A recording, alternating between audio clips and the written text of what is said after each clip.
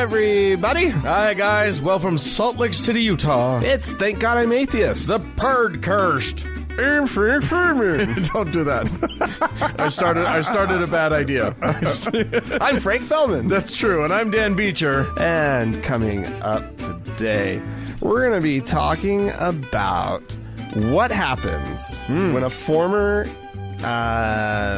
gay conversion therapist, An ex-gay guy, comes out of the closet as gay, but doesn't apologize for his bullshit. It's a tricky position. He's owning his gayness. He's not owning damage he may have done. Damage that he has wrought in the world. So we're going to talk about that. I think it's a fascinating story. Yeah. But coming up first, Dan. Yes. I have a story of homophobia. Oh, dear. On a national scale. Oh. We don't have that. We only have, nationally, we're all very, very pro-gay. Well, I would say we don't have anything that comes even close to what the situation is in Egypt. Oh, no. I would imagine they're very good at the homophobia. where the institutions are so homophobic that a television presenter who is on the record, who has expressed his stance against homosexuality repeatedly. Okay. Is in hot water because he had a gay man come on his show and he did not promote homosexuality in any way. He was just the interviewer, that is. He interviews the man about gay issues. They talk about homosexuality, about gay issues, la-di-da-di-da. And this man is now facing 1 year in jail.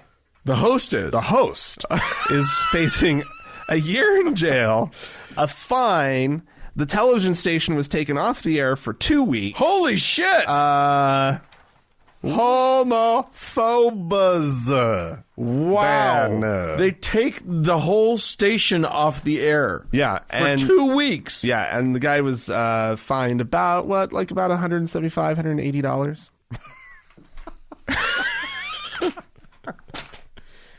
Wow. Now, he can appeal. And if it is suspended, and his all the penalties and everything can be suspended, right, while waiting for the appeal to go through. There's just kind of a bail system and all that kind of stuff. But yeah, so in August 2018, the television presenter, his name is Mohammed Al-Gaiti, maybe, hosted a gay man on his talk show on the privately owned LTC TV station, and they discussed homosexuality. During the interview, the gay man, whose face was blurred out the entire time to hide his identity. Yeah. Okay. Because I'd be terrified. Yes. Said he was a sex worker and openly talked about his relationship with another man. Oh, great. Well, that'll do good things for the gay community there. To associate the only gay voice that's ever been on TV with sex work. That'll go well. After the interview aired, the Supreme Council for Media Regulation suspended the channel for 2 weeks for professional violations. Whoa. Because they said that LTC TV had violated the Supreme Council's decision banning the appearance of homosexualities or promotion of their slogans. Wait. It's great to be gay. Do you guys have slogans? Oh, yeah. What's this year's slogan? It's great to be gay. It's great to be gay? Yeah. Okay, good. I guess that, I don't know. It's not strong. It's not. We can work on it a little bit. Yeah. So, get this. The council banned the appearance of homosexuality. The appearance of homosexuals on any outlet after a rainbow flag was waved during a Cairo concert in 2017. Wow. That's all it took. So it's banned. Holy shit. Outright banned. I feel like gay people in other countries need to start making gay positive programming in Arabic and get it into Egypt. Because the internet is harder to control than... Yeah, some web series, you mean? Yeah. Yeah, I think Because maybe I feel like exposure is really important. I think what we should do is we should have like take the Prophet Muhammad and give him a gay lover, right? Make like, it this might be really positive, like a picture for of the Prophet Muhammad. no, like you actually like have an actor portraying. Okay, yeah, They don't like that either. No, Dan. yeah, and you give him a gay lover, sure. and you let you tell wacky stories about You them. just have fun. This is going to go really well. Muhammad and Jared. They love depictions of the Prophet Muhammad, right? Yeah, and they, I'm sure, would love a gay sex scene. wow, you would have that death involved threats against you before it even got fully uploaded. We'll probably have death threats just for suggesting. Just for it. they don't listen to our show. Thank God. All right, I'm going to take us from Egypt to India, where Ram Rahim Singh, who a guru in North India, Yeah. is in prison. Why? Well, for currently in prison for rape, Oh. which Okay. this is one of those wonderful stories where the guy who has started the cult, the small religious sect, Right. but growing religious sect, Right. that preaches, of course, celibacy and abstinence and that sort of thing. Okay. He of course was very wasn't so abstinent, and a reporter uncovered. He wasn't. Of course not. What the hell's the point of being a guru, of starting a religion, Yeah. if you're not going to get laid because of it? But Right. apparently he didn't get permission from some of the people, so he was a rapist, and it was uncovered by a very valiant reporter, whose name was Ram Chandler, Indian word is his last name. Chhatrapati. Oh God. Okay. It was not easy. There's an extra. There's like extra letters in it. I couldn't. Anyway, the journalist uncovered this, published it, and then Okay. was murdered. The publisher. The journalist. The journalist? was murdered. No. His son took over the paper and continued to publish and push for justice. So this guru, who, by the way, looks like a WWE wrestler. I mean, this guy could. First of all, no. the arm hair alone makes it so that he's a heel. He's not one of the face wrestlers. He's a bad guy. Yeah, of course. Anyway, And always warm. yes. He doesn't This have man never complains about the AC being up too high in a restaurant. Sleeves Like are never. redundant with this man. Anyway, yeah, so he was finally arrested and convicted of the rapes. He's been in jail ever since, but he was just now convicted of the murder of this guy, along with some other people. Oh God. What are his followers doing? Are they still? Probably he still has some followers. I'm guessing. That's how followers work. Yeah. Cult followers. That's how you got to get some cult followers in your life, Dan. Like, because they will stick with you through the worst. Who says I don't have those already? Who says that I don't have cult followers? I don't know. Some of them are listening to us right now. I hope they aren't. And they're That's saying the worst, And they're Dan. saying, Frank, we would follow Dan to the ends of the earth. Well, if you have some, I have some.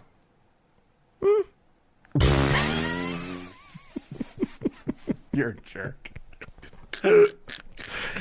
If you have cult followers, so do I. That's rude of you, Dan. Okay. To You're right. Suggest that I don't. You're right. What's your next story? Oh, okay. Well, we have to turn the emotions on a dime here, Dan. Shit. Okay.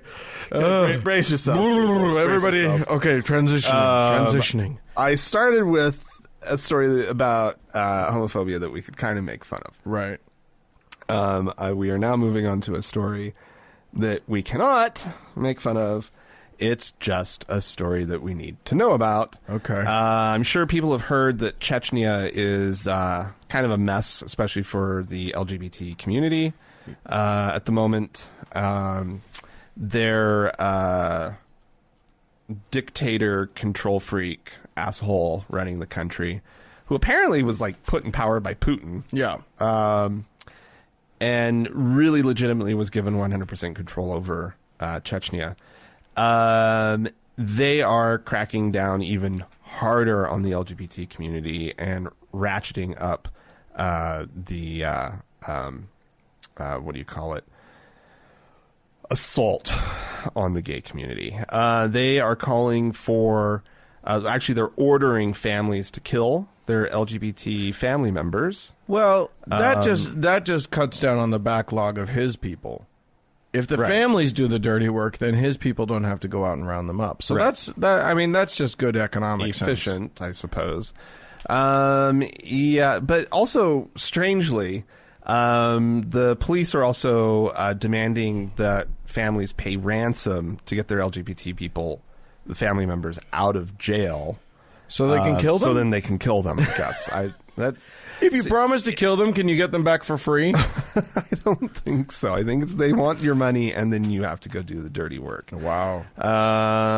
Anyway, I mean, how many people are actually going out and killing their LGBTQ family members? I don't know. Hopefully not a lot, because if nothing else, if you are gay in Chechnya, you know that this is a possibility. You're not going to tell your family. I mean, at this point, I would say that's probably true for people who are coming to terms with their own sexuality. Right.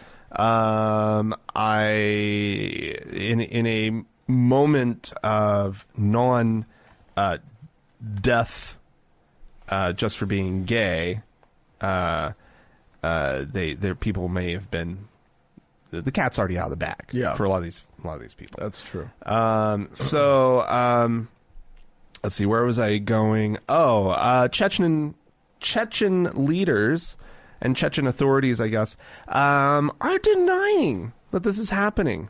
They're saying that these are complete lies, and they don't have an ounce of truth in them, even though international watchdog and assistance and LGBT gay assistance, LGBT assistance groups are receiving tons of reports, of course, about this. Of course, that's what they do.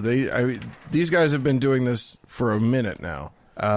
So this is the Chechen Minister of National Policy, Zambulat Umarov. He said he referred to the present detention, torture, and death allegations as, quote, fantasy and nonsense. Umarov added, considering the fact that gay people have sick imagination to start from, I am not surprised that they can write some nonsense like that. You know, those disgusting perverts, we would never do anything to harm them, but they're so gross, hideous, that of course they would come up with something as awful as this. I don't know. But here's what Chechnya is doing. I never understand this as a tactic. For a country that has a group that they hate. They have revoked, or I'm sorry, as after you're being released from detention, gay men and women have to sign away their right to leave Chechnya. Okay. Officials retain the passports of the released LGBT people. I mean, let them go. Yeah, you don't like them. You don't want them in your country. Let them leave. Give them leave to go. This is a no-brainer. Yeah. But international LGBT networks have managed to help at least 150 Chechen victims of this violence, because when they're being held, they're being raped and abused and tortured. And so the victims have these 150. They've helped them escape to Western countries, but to evacuate one gay person from Chechnya, volunteers have to raise up about $4,500 per person. So this is just to get through all the legal crap. So this is going on in Chechnya. The situation for gay people in Chechnya has been going on for a while now. Yeah. It's just gotten a lot worse. It's not getting better. It's getting worse. And it's shocking that in this world where so many places have made such amazing progress on the issue of gay rights, that we have places that are actively seeking out their gay people and killing them, torturing them. Yeah. And not letting them leave.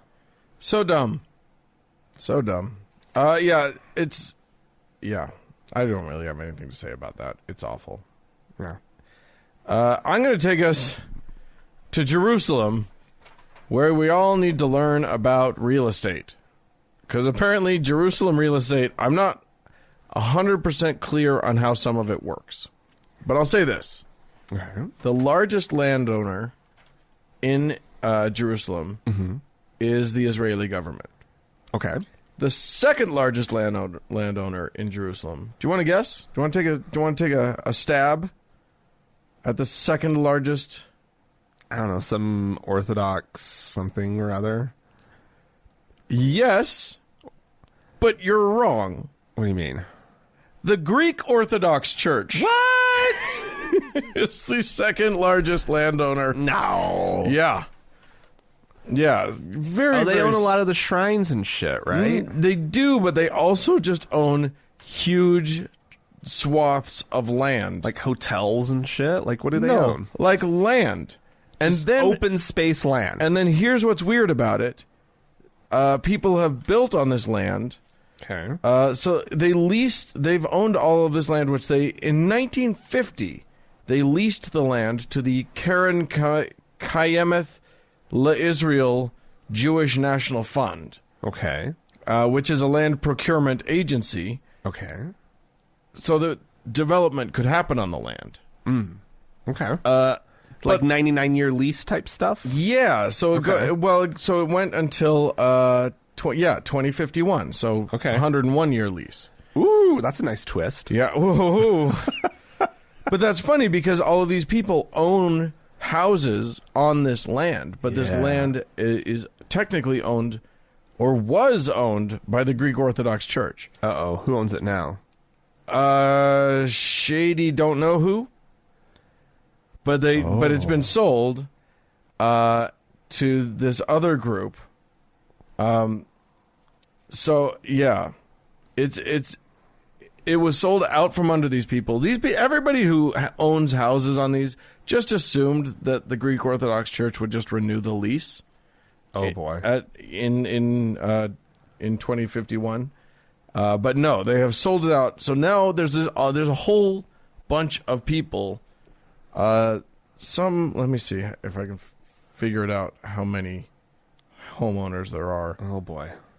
Over 1,100, approximately 1,100 homeowners who are affected by this sale. Oh boy. Yeah. And they don't know what the future holds for their homes. So their property values have plummeted. Oh boy. Meanwhile, the new owners of the land are they announcing anything? Are trying to get the private homeowners to buy the land underneath their thing at a great, Oh, God. They're getting a good deal on that. Anyway, so the squeeze is on. I just thought it was so interesting that somehow the Greek Orthodox Church, and here's what's interesting, a lot of the Christians aren't happy either because the church is meant to be their church. It's kind of like an HOA. Like everybody, all the members kind of own the church. You know what I mean? Yeah. And they're just doing shady deals under the table quietly. Weird. And not telling anybody and not out and, not talking about where the money's going to go or anything like that. Right. So nobody is happy about this. I just thought it was so weird that, like, the Greek Orthodox Church is a huge owner of the Holy Land. Well, they like it too, Dan. Everybody likes the Holy Land. If you could get a piece of it, you would too, Dan.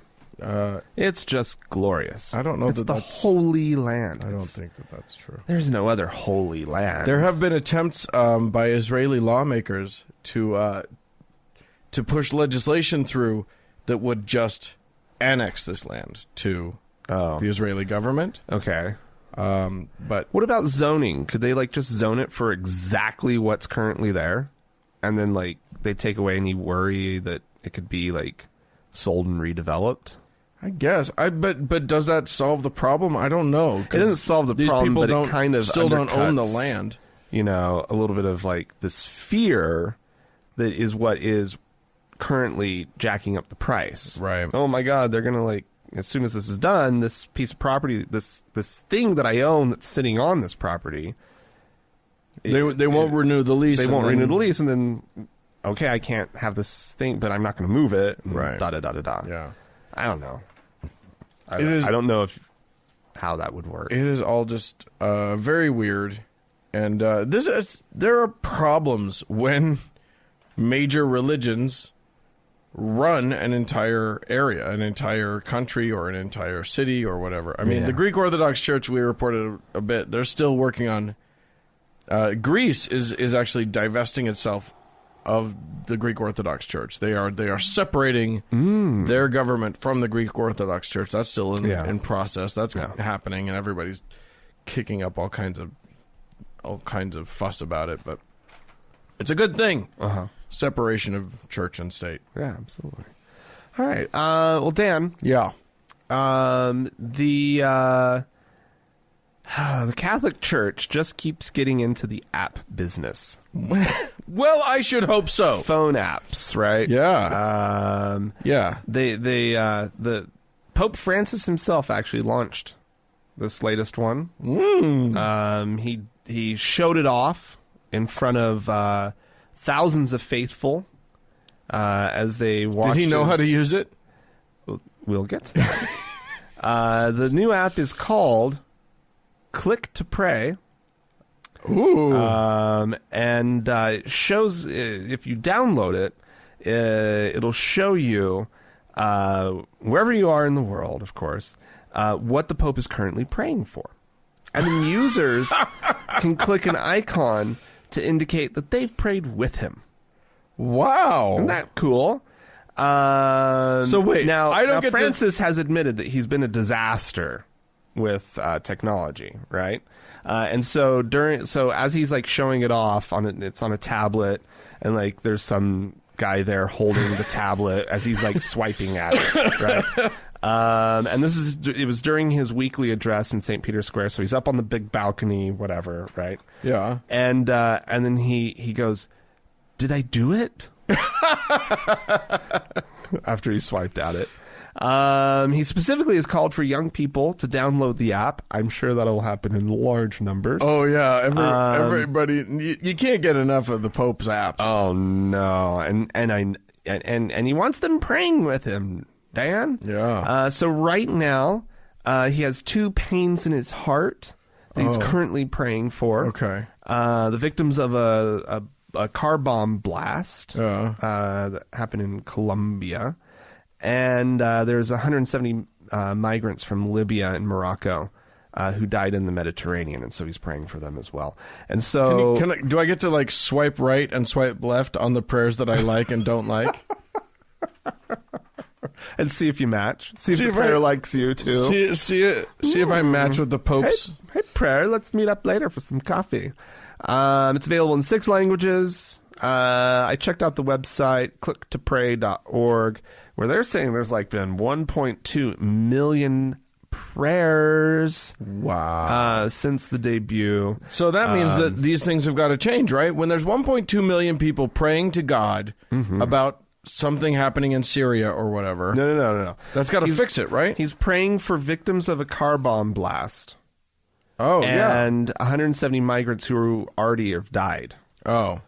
Well, then we don't get to know if the prayers worked? Well, I guess I'm outraged. When you die, you'll go around and find out whether or not those 170 migrants made it to heaven. I'm going to be so pissed if they didn't, because honestly, that many millions of prayers more prayer equal God has to do what we tell him to. Oh, yeah. No, I actually just downloaded the app and I was going to do it, but it wants me to sign in and I don't want to. And you don't have a Catholic ID number? I don't. Your CID. Sign in with Google, sign in with Facebook, or sign in with your email. Well, I'm not going to give you any of those satisfactions. Yeah. Pope. I'm getting rid of this app. No, then they'll know who you are. They can track you. They can market to you, Dan, at that point. I mean, and the rest of the internet will think you're Catholic if you do that. The internet, yeah, I care about what the internet thinks. Is the most important. You thing absolutely should in the world. So yeah, there's that. All right, Click to pray. Click to pray. If we had, maybe they can just boil all of religious life down to phone apps, and then we don't have to deal with church anymore, and we could that could be good. Yeah, I could be. I know. It's this. There's a weird naivete to the whole thing, right? That it's that this could possibly lure in the young people. Yeah, but also that it could possibly substitute at all for the things that people do get from religion. Right, and a religious experience, which is a very human connection. Yeah, that cannot be replicated online. Right, it's very You know what? You make a great point. Real world community cannot be as wonderful as online communities can be. It can't be replaced by online communities. No. Right? No. And so that connectedness, that will never this will not work for it's a stupid idea because it's got the worst of all worlds. It's like an app that nobody it misses the point of what makes apps good. Well, and it misses the point of what makes religion good. Right. And so this click on an icon, you click on an icon to indicate that you've prayed with the Pope.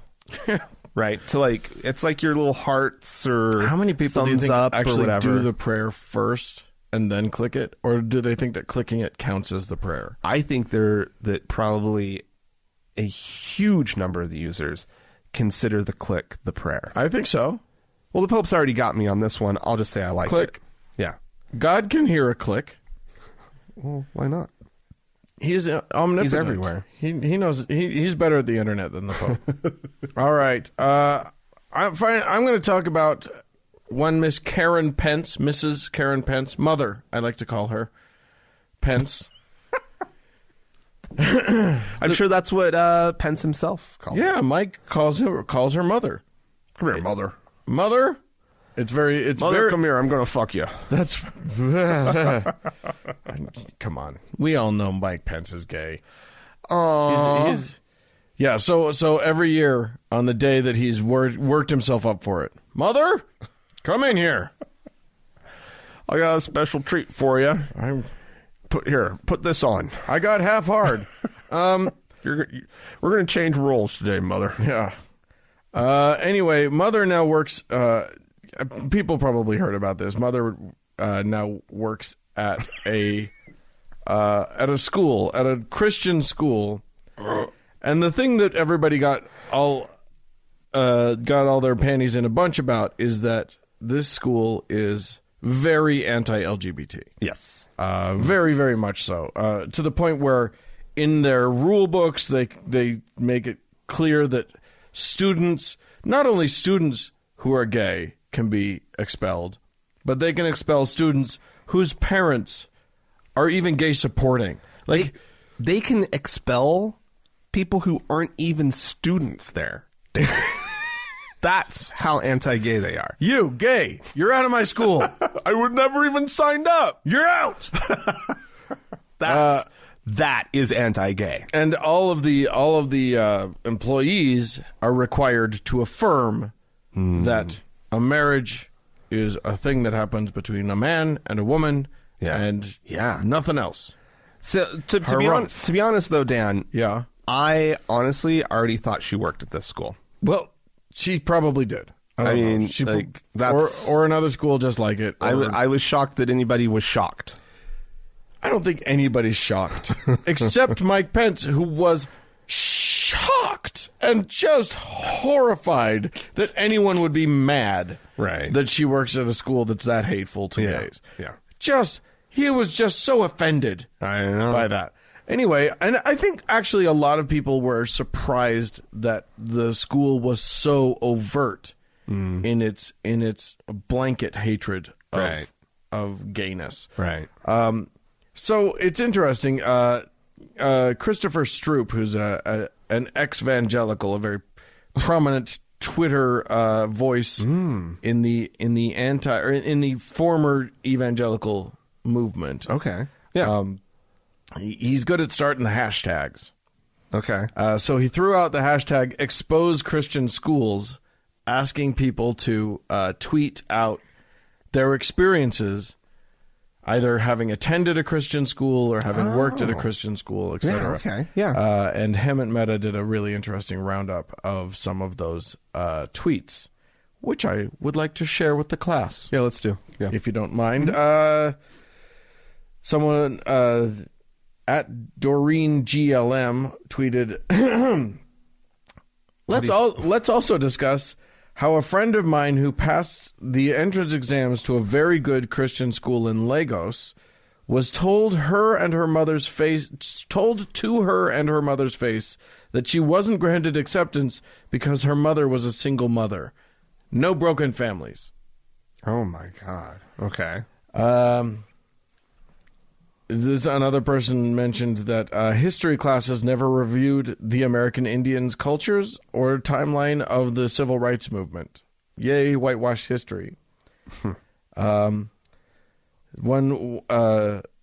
at Smellin_coffee wrote, the bullying was intense, specifically for boys who weren't manly. No. In the locker room, coaches would walk out when, quote, soft boys were getting towel whipped in the shower or heads flushed down the commodes. Oh, my God. Yeah. Yeah. One person wrote, mandatory marriage and family class, hetero pairs only, obvi. Boys drew occupations out of hats. Oh, boy. Wife wasn't allowed to work. Boys wrote the budget. She drew children's names out of the hat. Right. Well, no. She said, I got a C, and all I did was name the kids, which is also mandatory. I don't like these names. They're not biblical enough. That's not, yeah, exactly. That sounds like a goddamn fairy's name. Not one of them was Matthew or John. Good Christian names. Francis? Yeah. What? How dare you? That's not a man's name. That's not a good man's name. I like this one. When Steve Irwin died, my 4th grade Bible teacher told us he went to hell. Oh, that's so mean. Just like to a Why kid. did Steve Irwin go to hell? I don't know. Why? He loved the animals. I feel like all Australians probably go to hell. Is that all dogs go to heaven and all Australians? They're just the Aussies instantly condemned in the minds of American evangelicals. It's the word g'day. It's clearly there's something not okay about the word g'day, and I think that it means that they're sentenced and condemned for life, for eternity. How do you trust somebody who says good day? We joke, of course, Australia. We love you guys. Every American in the universe loves the word good day, and if you say it to them, they will melt. Okay. And any of us would move to Australia. In a heartbeat. When I promoted so this one's heartbreaking. When I promoted one of my students of color to the next grade, I was overridden because they wanted to, quote, spread out the children of color, and there was already a person of color in the class a grade above. They held back my kid and told his parents he didn't pass. What? Boom! That's weird. Yeah. That's weird. I don't even understand what they're up to. Well, you just want to have a good spread. If they're all confined, if they start to congeal into one class, then that's the... Then you might ghettoize them. They might start talking to each other and realize that they're, What you need is for them to not know about their marginalization. No. You need for them to They not want them to compare notes. You can't let them talk to each other. That's how you get into trouble. That's funny. I like this one. In my biology class, we weren't allowed to say tailbone because of its evolution-based connotation. Oh, okay. I thought maybe it was because it was in reference to the derriere. Posterior. What do you call it then? The posterior. The butt bone. The posterior ossification. Let's see. I'll just do one more. Oh my God! My Christian middle school praised the Birmingham, Alabama abortion clinic bombing in the late 90s. The school was in a suburb of Birmingham. Ugh, my God. Yeah, lots of these. There are like more than 20,000 tweets with that hashtag. Wow, that's a good hashtag. Yeah. Oh, I've never started a hashtag that went that well. No, they're not going to. Anything we start, there will be a maximum of 6 tweets. Oh, lucky. We'd be. Oh, yeah. That is some. That got out there. Yeah. We had some reach on that one. Right. Yeah. If we get 6, we'll get 6 tweets on the hashtag and 1 retweet. Well, I think it's our repeated just befuddlement about what Twitter is. Yeah. Well, I've been trying. Yeah, I have been trying. You have been. I've really, really been just giving it a good old try. We're not great at it. We're not great at the tweeters. Well, it confuses me. I don't understand. We sound so impossibly old right now. Like we were making fun of the Pope earlier, and now we sound like we're 97 years old. I know. So wait, is that a Twitter? How do you do a Twitter with a hash? So £? I know. And then a hat. What do you do? At Grandma 75. Well, I have problems in that I must spell out the entire word and use proper punctuation. I do too. I can't. Oh my God. It's why I stick with Facebook and I write full paragraphs on Facebook. I know. That's the thing. I have definitely weeded out all of the millennials who refuse to read an entire paragraph. They do not pay attention to me. Anyway, if you've paid any attention to us and you want to hashtag tweet us, you can do so. Please. We won't see it. Email us a hashtag Twitter at podcast@thankgodimatheist.com. Or you could call and leave us a voicemail message. The telephone number is 424-666-8442. Yeah, go to the Facebook page, facebook.com/TGIAtheist. And also follow us on Twitter. Yeah, no, you should. It's TGI Atheist as well. Yeah. Yeah, and do the Reddit, too. No, we're on Reddit. Yeah, same handle. Oh, we're on all the things. Same handle. There was a post the other day that got 3 comments. Whoa! We are on fire. Yeah, but no, if you like Reddit, you should join us. Yes. And let's get some activity. Post some things. Upvote and downvote and left and... No, don't downvote. Swipe right and Only swipe upvote. left. I wish I could disable the downvote. It just makes me feel bad, man.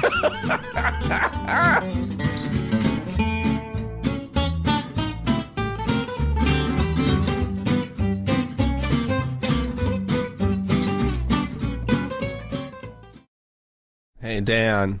Yo. Rick Joyner. Yeah.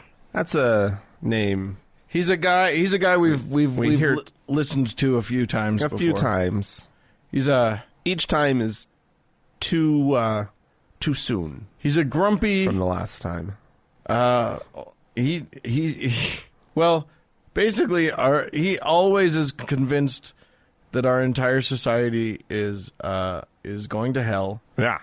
And has new evidence for it every single time. So all right. So let's listen to what he's got to say this time. There's one sure thing that we're given thousands of years ago and told why these events come. I'm talking about the warnings that the Lord gave us through his prophets, beginning with Moses and on, that this is going to be the result of your sin. If you turn from following the Lord and you start calling good evil and evil good and honoring the dishonorable and dishonoring the honorable, these are going to be the consequences.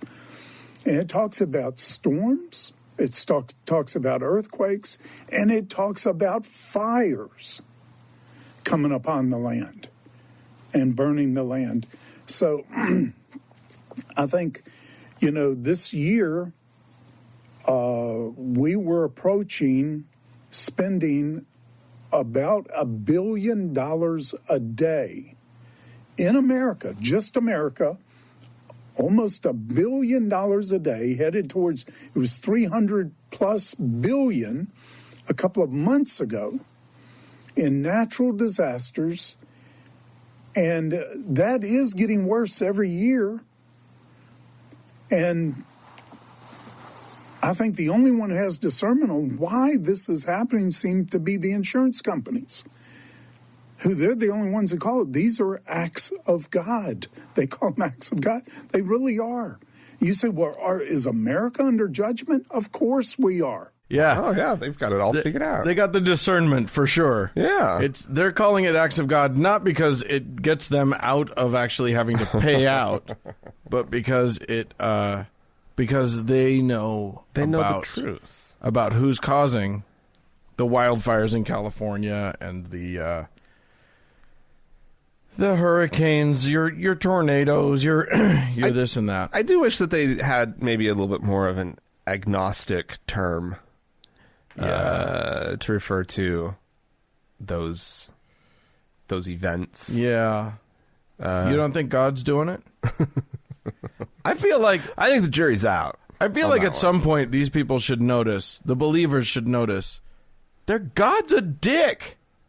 Mm-hmm. If he keeps doing this, look, the tornadoes hit, Tornado Alley in the United States of America. Right. Is the Bible Belt. Yeah.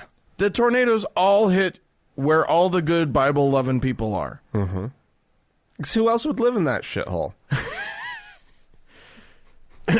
So, explain to me how your God, your God's an asshole. He's punishing all the Bible lovers for all the queers up in New York City. Yeah. Send the tornadoes there. He's a terrible marksman, though. Maybe he's senile. Oh. I feel like he might have gone a little bit wonky. Yeah, he used to be fairly good at it. You read the Bible, he usually hit it was his mark. It was targeted. Yeah. Yeah, he could. I mean, if he wanted to kill the firstborn of every household, he'd blammy. Just boom, boom, boom, ba-doom, boom, ba-boom. He wasn't missing. No, if you had that lamb's blood over your door, you're safe. Fine. Now it feels like if he says he's going to kill the firstborn, like secondborns are going to die. Watch out. Like there's going to be a firstborn two towns over that's going to get killed. It's blammo. It's just going to be a mess. Yeah. It's probably why he doesn't do very many miracles anymore. And most likely just the trailer parks. Yeah, I mean, just the firstborn, because they're flimsier. It's easier to get in. These brick buildings, man, it's tough for an omnipotent being to get through the brick. Yeah. All right, we had some folks write and call into us. This is from EWA W, who is writing concerning a story that I did last week about a whole bunch of Methodists in the Methodist education sort of realm writing a letter universally saying we need to accept gay people, right, and enfranchise gay people within Methodism. Yes. EWA writes, as a former Methodist, I can give some insights into what's going on with the United Methodist Church. There are factions inside the Methodist Church that are super supportive for LGBTQ rights. The bishop, highest clergy rank in a conference, to the Mountain Sky Conference, which is Montana, Wyoming, Colorado, and Utah, Okay. is a lesbian. Dear God. And my old church just hosted the Denver Gay Men's Choir. Well, how about that? Huh. Methodist Church is governed by committees that meet every 4 years at General Conference. Part of the church that is hindering support of gay rights in the Methodist Church are the international conferences, mostly the African conferences. It's always the Africans. Yeah, no, you talk to the Anglican communion. I know. It's the same thing. Same story. Talking to senior clergy, the Methodist Church would have been pro-LGBTQ years ago if it was not for international conferences holding the Methodist Church back. Interesting. My past conversations with senior clergy, there's a lot of drama about LGBTQ issues at General Conference that they do not share with the public. The story you shared about the United Methodist Church last episode is nothing new and has been going on for decades now. Like the past General Conferences, there is going to be a lot of arguing and nothing is going to change. Oh. We'll see. Okay. We'll see. Okay, yeah. No, that's Eventually, they're going to have insight. to. Yeah, no, that's good. Okay. But- yeah, no, they will. Eventually. But and they'll have to say the international conferences be damned. yeah. Don't you think? I know nothing about the Methodists, blah-de-blah, but like... I feel like everybody's going to have to say that eventually because really what you want is you want your first world congregations. Yeah, and you're going to lose them. Those are your prime A1 congregations. You Yeah. can't let those go. Those African congregations. Those are second rate at best when it comes to a congregation. Okay, that's Dan Beecher. I'm pretty sure that was Frank who said that. Out on a limb, all by himself. Just from their perspective, that is the Methodist. No, I speaking. hear what you're saying. I hear what you're saying. It just, boy, it would have been that's a good clip just to pull. Yeah, exactly. These guys are awful. Yeah. And play that one. Yeah, do it. That'll be fun. Take me out of context. It'll be delightful. Anyway, we have a voicemail, do we not? We do have a voicemail. This is somebody who was responding to, we had sort of atheist pilgrimages as a topic a couple weeks ago. And this caller is responding to that with some ideas on that. Hi, Frank and Dan. I just thought of a few other ideas for pilgrimages or places to travel when you're atheist or secular. And one of my ideas that you guys didn't mention is going to places where you can visit animals, especially like a wolf sanctuary or a elephant sanctuary where you can really get in touch with nature and kind of learn more about the animal kingdom. And also, the other one I thought of was you guys were talking about confronting your own religions, but I was raised in a household where I was always taught my religion was the only one and the best one, even though it's not nearly as old as many others. So visiting places like Buddhist temples or mosques or learning more about even tribal religions that are way, way older than the religion that you were brought up with, are very different, and kind of learning about other faiths as a secular person has really taught me about a lot of the similarities and differences, and I think that's another thing that atheists who want to travel should consider. Thank you. I love the show. Neat. Yeah, I think that's great. Although, wolf sanctuary? Did she say wolf I thought sanctuary? she said elephant sanctuary. Yeah, but I think before that she said wolf. Oh, really? And that just sounds dangerous. Elephants are dangerous, too. Yeah, they're all dangerous, or they all can be dangerous. I mean, I suppose there are some that aren't, but... Go roll around with some wolves. I don't know. Well, but like, no, I think that's really nice. I do love the idea of, like, finding unique ways to sort of get in touch with nature and that sort of thing. Mm-hmm. Connecting with the world that we live in. Yes. I think that's essentially the and then bending it to our will. Right. Yeah. Well, and, seeing the animals before they go extinct, that's a good one. Yeah, exactly. Go. Because there aren't going to be any. Find a tiger. Those are going away. Bye-bye. And say goodbye. Say goodbye. Go say goodbye.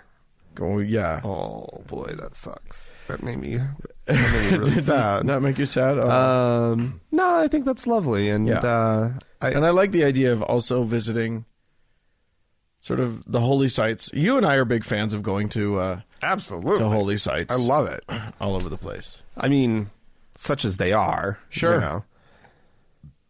They're fine. But we love to go to... I usually enjoy more the architecture. Yes. Of like great cathedrals and that kind of stuff. Yeah. Although it is interesting to walk around, and I mean they are designed to make you. Like, I mean, I'm talking specifically of like massive cathedrals. Mm-hmm. They are designed to make you introspective. Yeah, you reflect. Like, it is the height of the ceilings and the way the light comes in, and it's all part of a whole package of inspiration and emotion. Well, and I've been to some really interesting places. You know, I've been to like sort of temples that were carved out of the stone in India that are amazing, and just, you know, you're definitely going to be reflecting there too, like just on how much work went into it, how and just sort of what inspires people and what you know, it's very interesting, and I think that we as non-believers have a unique perspective, which is that we can sort of decide, we can look around at everything that we see and decide what is baby and what is bathwater, and sort of you know, keep anything that might be interesting, might be useful, might be you know, a practice or a thing that we could incorporate into our lives and make our lives better, and jettison all of the stupid stuff. Yeah. So remind me though, is it the baby that we're getting rid of or the bathwater? It depends. I personally don't want children, but I enjoy a nice bath. So don't throw the bathwater out with the baby. I like to I like to throw away the baby, keep myself a nice warm bath. That sounds nice. It's wonderful. Yeah, great idea. We also had Lucas write into us. Hey, guys, I just listened to your last episode where you briefly mentioned the J-dubs and their rules about blood transfusions, and it actually reminded me of a childhood memory I'd forgotten about for years. So when I was 3, I was diagnosed with leukemia, which is a form of blood cancer. Due to this, I was constantly getting blood transfusions from when I was diagnosed all the way until I had a bone marrow transplant at the age of 8. Now, my mom's best friend, who I recall being quite fond of, wasn't a religious type for the longest time, but when I was around 6 or 7, she'd been going through a really tough divorce and found comfort in religion, the J-dubs to be more specific. I was just a kid then, so I don't know much about how things went between her and my mom, but I did notice we stopped hanging out as much, and the last time I saw her, she and my mom had a heated argument in which I clearly remember the line, "I just can't pretend to support what you're doing," being yelled at my mom. Later in life, once I realized what exactly the Jehovah's Witnesses believed, I figured out what she almost definitely meant by that. She couldn't support my continued existence, to put it bluntly. Ugh.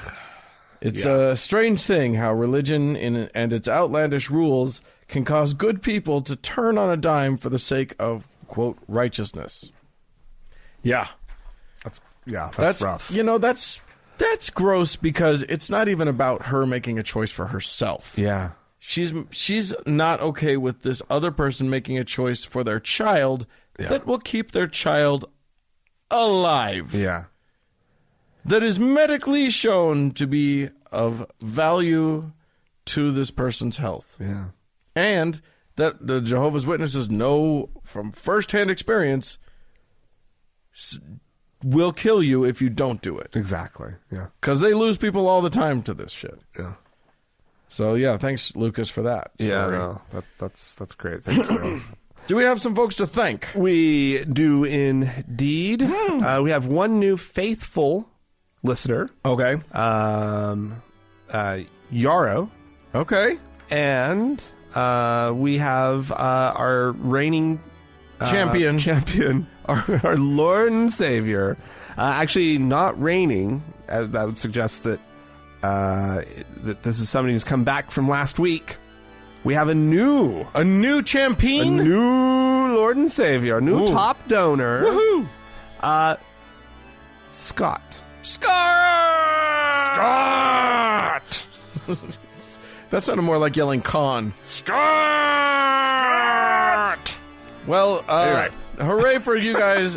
Ladies and gentlemen, if you would like to join their ranks, show your appreciation for the hard work that Frank and I put in to most of our shows, you can do so Indeed. by going to thankgodimatheist.com and clicking on the support tab and joining these fine people in supporting our show. And before we do go, we should mention that we have a grand total, Dan. Oh, we do. We came up with a total. Hurrah! It was in the high 400s. Oh, this that's is right. for our donation to the Freedom from Religion Foundation. That's We right. ran You'll a recall campaign. that we had a campaign. We were gonna donate a percentage of all of our take from December, and we finally sorted it out. Since we have those numbers now and everything's clear, we can say that it was going to be in the high 400s. We're rounding it up to 500. Yes. To make it just a nice clean number that we'll be sending off over to the FUFF. So to help support them in all the good work that they do. Yes. Again, thank you everybody who participated in that, and thank you for those of you who continue to support the show. Hooray!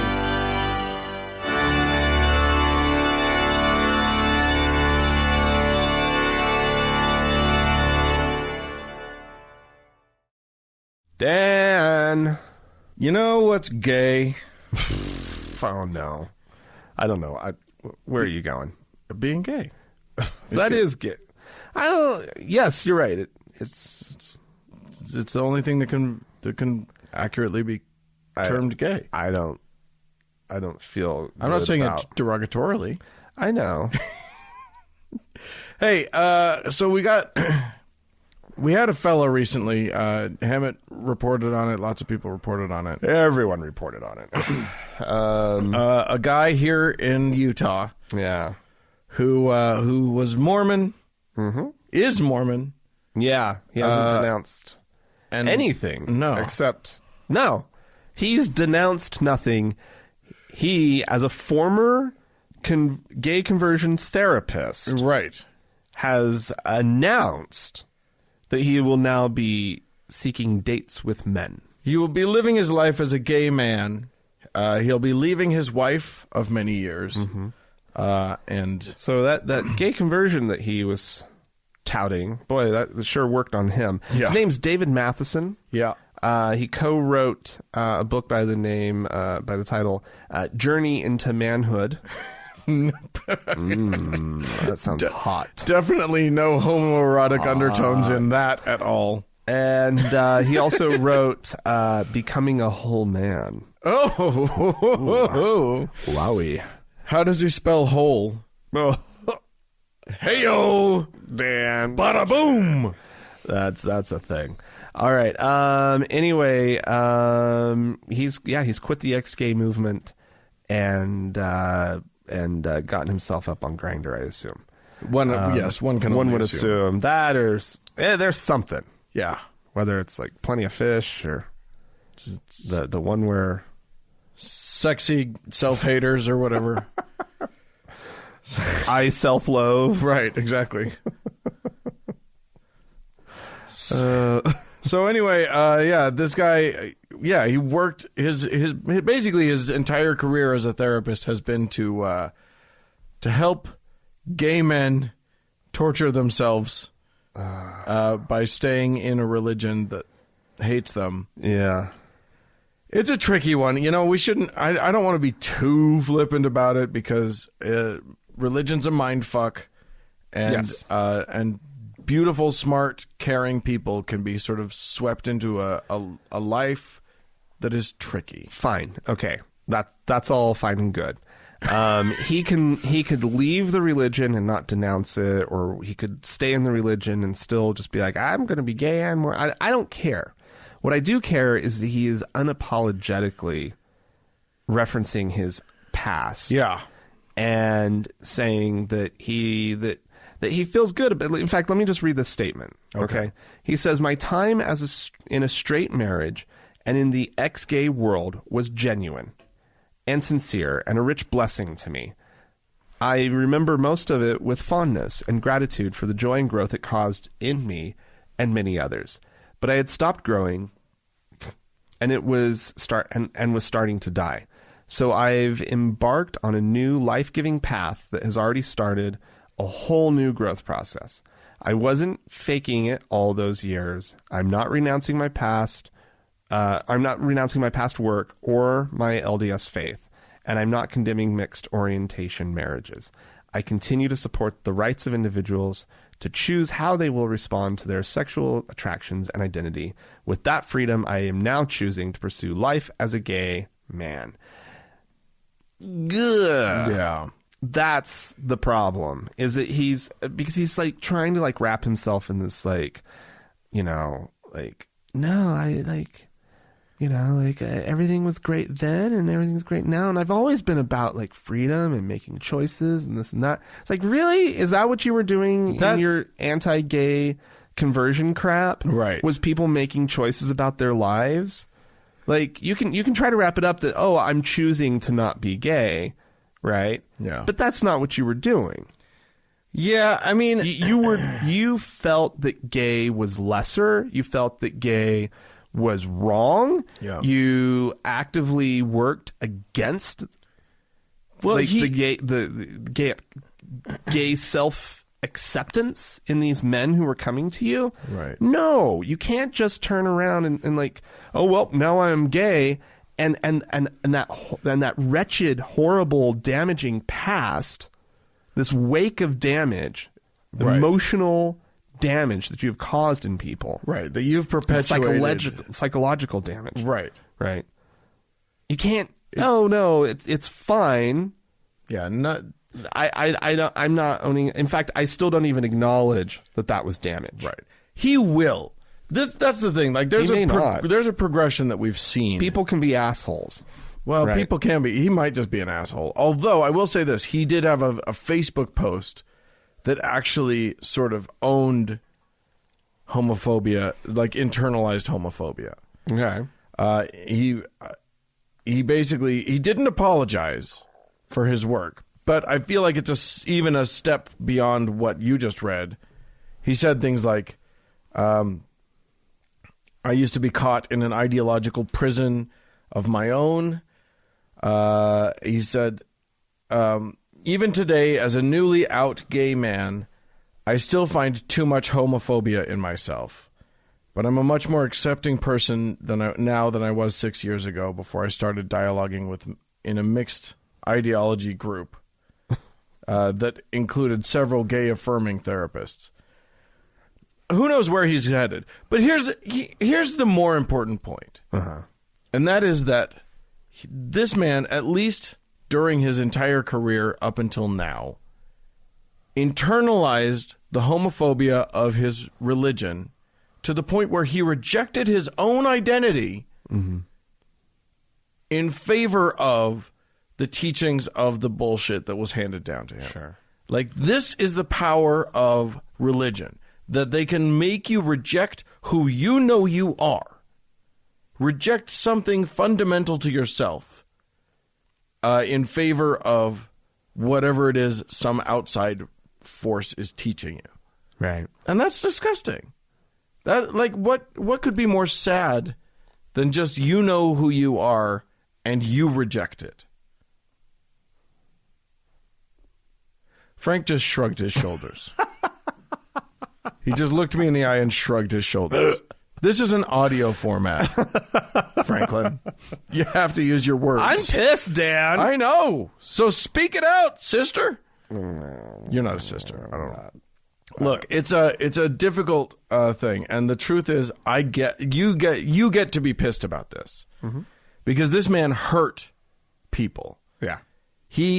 Fortunately, I was able to avoid all of that crap. I got out young. I got out early. Got out right after my mission, and I got out at the same time that I was getting out of the church. By avoiding by that crap, you mean you avoided Any kind of like gay conversion, anything. Right. Nobody was able to converse or coerce me into that little world. Right. Like if I had been just like holding on to the Mormonism, like, oh God, I can't believe I'm gay and I have to repent of these sins, and I just fully accepted myself and was like, Right. it's fucking bullshit. But let's say that I had, that's where I would have landed. Yeah. Was in one of these things. You were I was a student at BYU. Yeah, that was a huge hotbed of gay conversion therapy. If I had wanted to like stay at BYU, and if I had wanted to like, be self-loathing and all that, then I was in the perfect place for it. But I avoided all of it, and thank God. Because the people that I've known who did go through it, they're horrifying stories. It's terrifying. It's really, really awful. And a lot of the guys, I remember like when I was coming out, I knew some guys who had kind of gone through these things, and they just kind of laughed and shrugged it all off because they knew the whole hypocrisy of the thing, that all the guys at these groups would, hook up after their group session was over, right, and all that kind of stuff. And so like it, even a lot of the participants knew that it was bullshit, but a lot of participants were fucking damaged, and they ended up in mixed orientation marriages, which is a hateful term, right?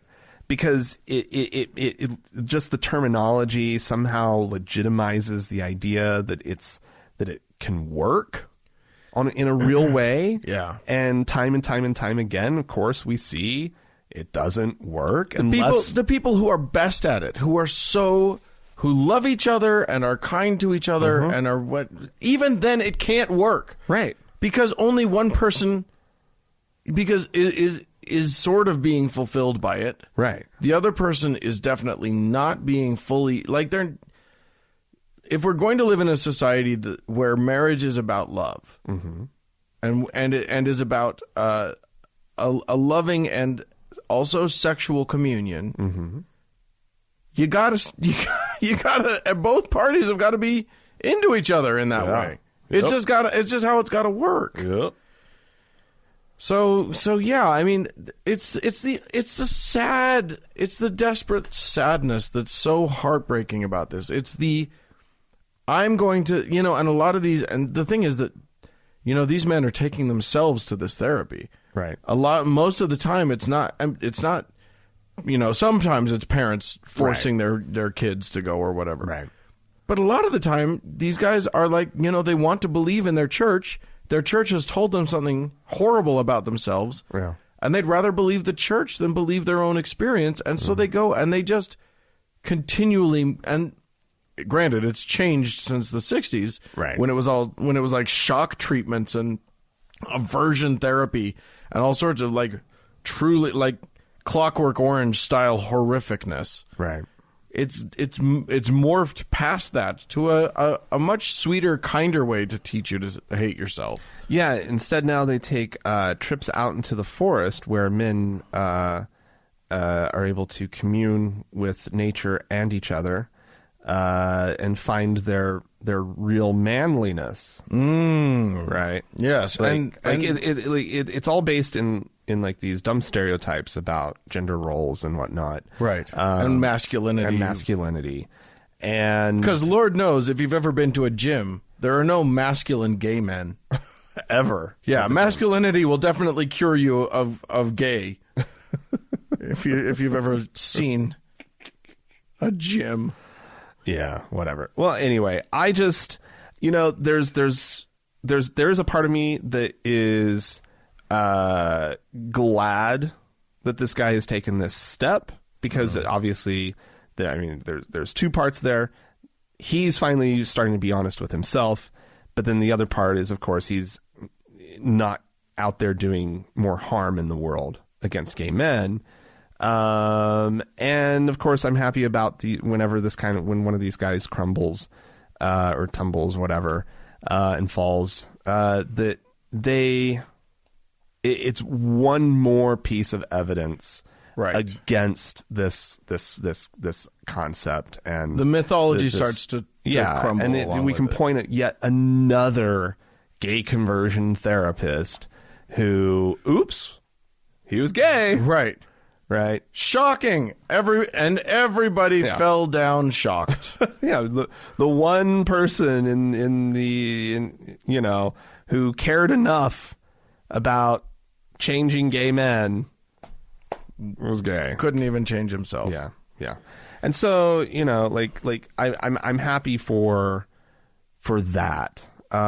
But he sold books, he had a business, he made money off of it. This was his living. Yeah. Until he apologizes, and sincerely apologizes to the gay community And owns the damage that he did. And that's what I mean. And he should be apologize. Yeah, he owes there's an entire community of people that he owes explanations to. He's got some work that he has to do. Yeah. And he needs to do some of that work, a lot of that work, the initial work will be internal, because he's got to wrap his head around what the fuck is going on. Right. And then he's got to go out there and advocate against what he was doing. Yeah. It's not just about, I was wrong. Yeah. It's about you now owe some real legwork. Right. Putting a stop to this shit. And then, cool.